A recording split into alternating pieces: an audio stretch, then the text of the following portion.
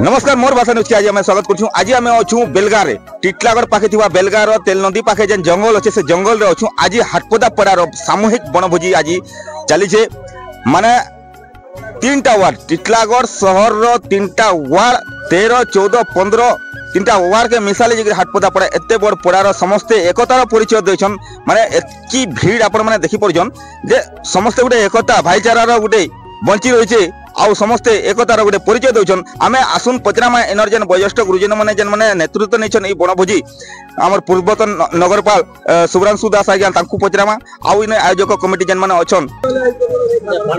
इटा तो गोटे हाटपदार परंपरा है, आज नुहे विगत 40 वर्ष है आमर मझे किसी वर्ष टे बंद हो गला तारपर कंटिन्यू इटा चली। तो आमर पड़ार गोटे परंपरा अच्छे इन जाति धर्म निर्विशेष रे समस्ते इन पार्टिसिपेट करसन।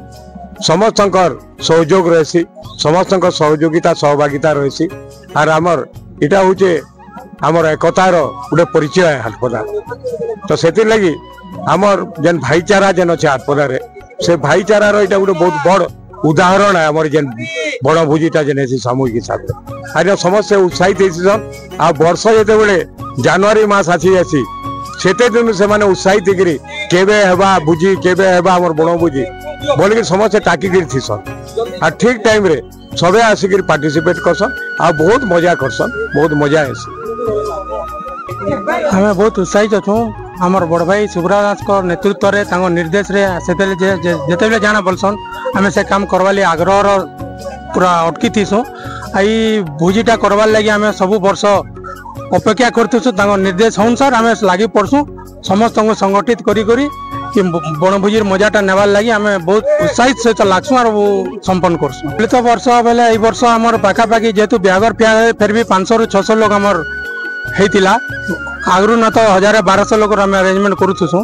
इथर टे ब्यागर अच्छे बोल के लेट हो गला आमको 500-600 लोग भीतर सीमित होकर टिटलागढ़ चेरुपुर 14 नंबर वार्ड मुई आपन का अनुरोध कर बनभोजी टे बहुत भल लगला।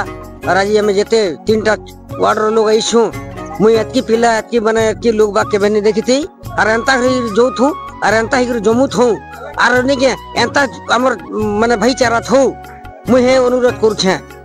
तो देखुले केन भलिया समस्ते खुशी होकर केते उत्साहित अच्छन। आउ प्रत्येक वर्ष एंता खुशी रे समस्ते आसबे आउ मिसबे बोली करी आम आशा रखमा। आपन अंचल भाषा मोर भाषा न्यूज समस्त अधिकार।